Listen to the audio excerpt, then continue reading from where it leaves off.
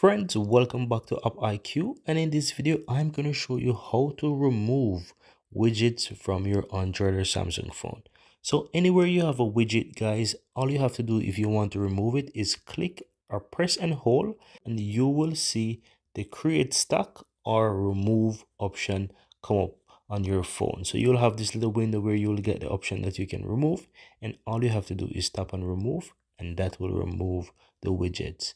Right, so that's how you can easily remove widgets. If at any point in time you want to add widgets back to your phone, you can press and hold on the screen. It will open up the options here where you have widgets as one of those options at the bottom there, and you can tap on widgets and you can always go to your apps, find many widgets, and you can easily go ahead and add them as you wish. All you have to do, just tap on that and click add, and you can add a widget anywhere on your phone. You can always move it to another screen as you wish or wherever you so desire. That's easy, very easy and simple, guys.